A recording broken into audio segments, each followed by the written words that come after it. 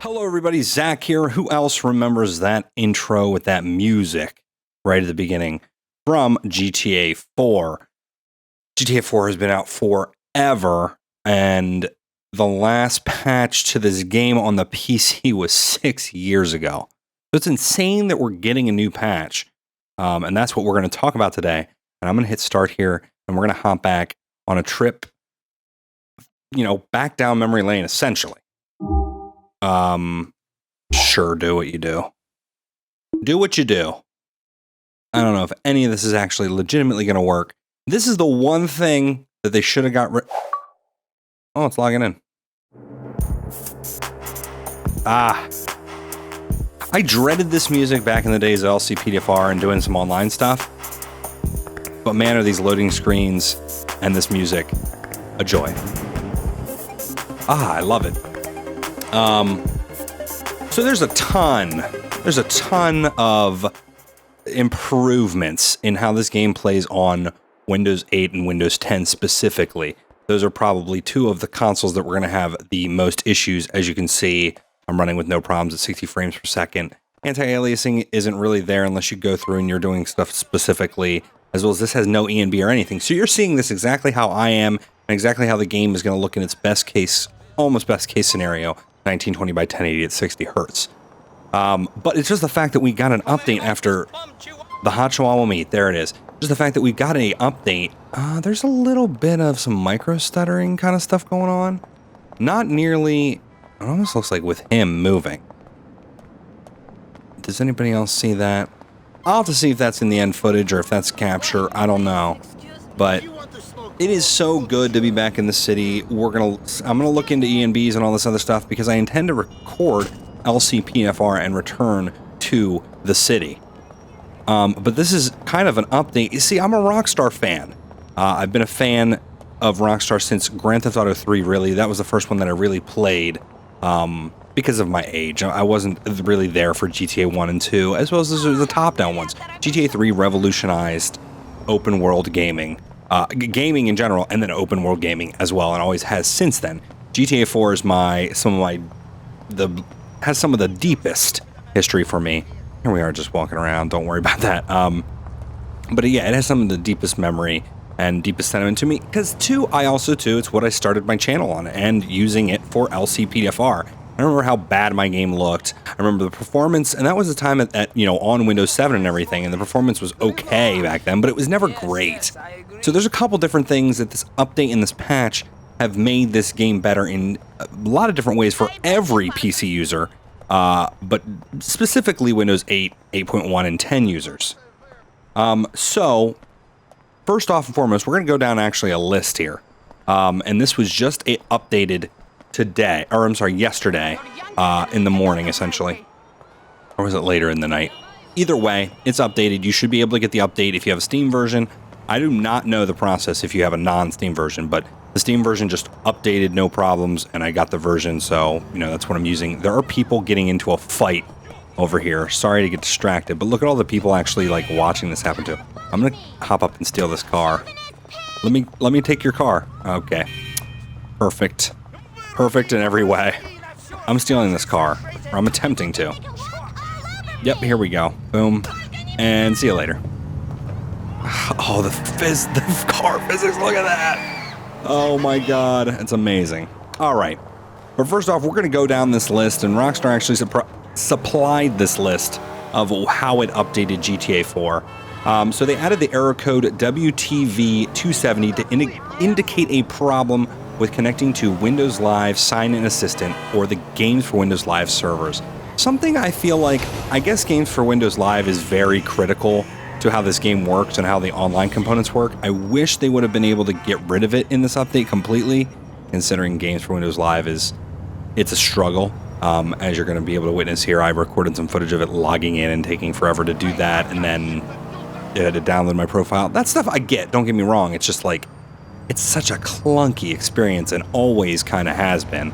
But I get it at the time, that's what we thought Windows was going to move forward with. Almost like now we think that Windows is going to stick by their store and their Xbox platform, but I'll have to see how that goes. Not trying to do a commentary on everything, that's wrong with games for Windows, but I really wish they would have been able to get rid of it, but like I said, probably critical to a lot of things, including the online play for GTA 5. So they added Windows 8, 8.1, and 10 to compatible OS checks. So the game does essentially like an OS check, and those were just not on the list because they didn't exist yet. Windows 7 was the last kind of version to get added when, you know, they went through updates and what have you. So luckily, oh, that's right. Look at that cinematic camera that you have to hold down for. I'm going to drive around in the cinematic cam for a little bit here. Oh, look at this. I actually do, you know, other than the anti-aliasing, this is still actually a pretty decent game. Definitely when you have the density and you have, you know, something like I said, when we add an ENB or something to it. They also added display controller image in the controller configuration. So if I go in here and I go to controls, I can actually go to controller configuration and have and it's even the Xbox One gamepad, or it looks, oh no, that's the Xbox 360 controller, but still, there's not much that has changed. Plus, you can actually see those things, which that's nice to be able to see that. They fixed a bug, and a lot of these were bug fixes, essentially. They fixed a bug which made completing out of commission mission impossible when the frame rate exceeds 60 frames per second. What a struggle, the frame rate exceeding 60 frames per second. They fixed the bugs with the resource usage indicator on graphics cards with more than 2 gigabytes of VRAM. That was a big problem for most people, unless you went into INIs and kind of messed with those changes outside the game. You had a lot of problems playing if you had more than 2 gigabytes of video RAM, which, you know, they didn't even think of at the time, but that is something that became, I'm just driving, don't worry about that. Yeah, but that became a problem with a lot of people as cards started to exceed that kind of limit. They also fixed the bug that restricted settings changes when using modern video cards. Was that light green or not? I'm not sure. It doesn't matter. I don't know why I'm trying to obey road rules in this game right now, but I am. But no, that's good, because that restricted settings changes, there were some, you know, a lot of oddities because they just drove through that light. God, I do want to get back into LCPDFR and do some traffic. But yeah, they removed those restrictions because, yeah, there were a lot of people that had problems because the cards exceeded those usage, and the usage calculator was completely broken because it didn't expect 4 gigs, essentially, of video RAM. They also, too, they fixed a bug with the map crosshair on certain resolutions. They fixed a bug with text scrolling in the brief menu. They fixed the draw list overflow crash and minor performance optimizations. So that's my thing. You know, this is not a huge update, but it's one that has been long overdue, I feel. And it's also, I'm glad that Rockstar did it. They didn't need to. This is a game that's very, very old. We haven't seen, like I said, an update in 6 years, and they also did DLC for the game and everything, so this did not need to occur. I'm actually glad that Rockstar did this, but they didn't need to support this in any way, and but at the same time, like I said, I'm glad they did, and this traffic is unbelievable.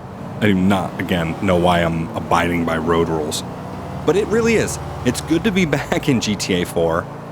These physics are ridiculous. Like I said, there's a little bit of micro stuttering. I don't know if that's due to capture. Well, I am capturing separately, so it shouldn't be. But you never know.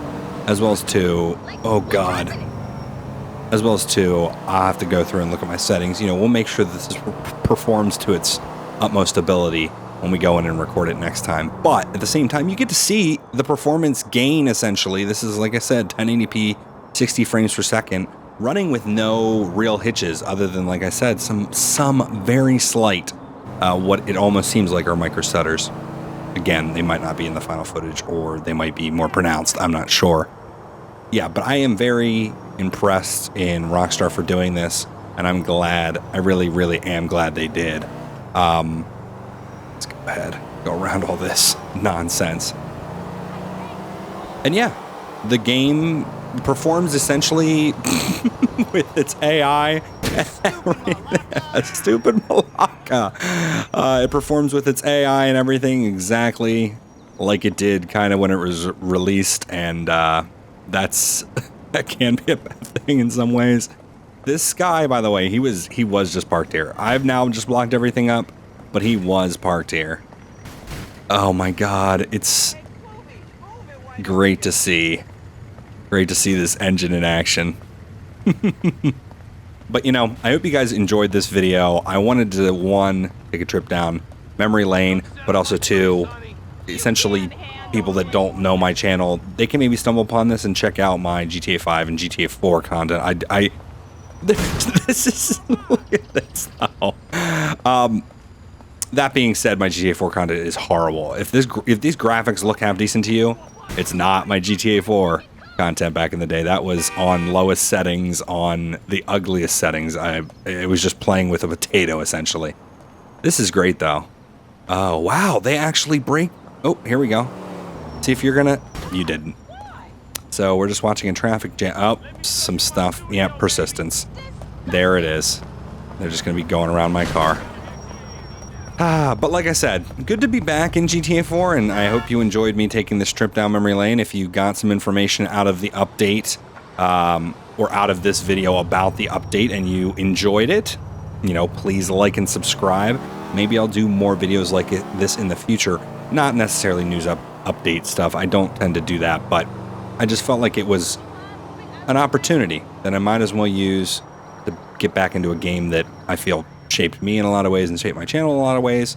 And don't block the box. On that note, on that note, I'll see you guys in the next video. Bye.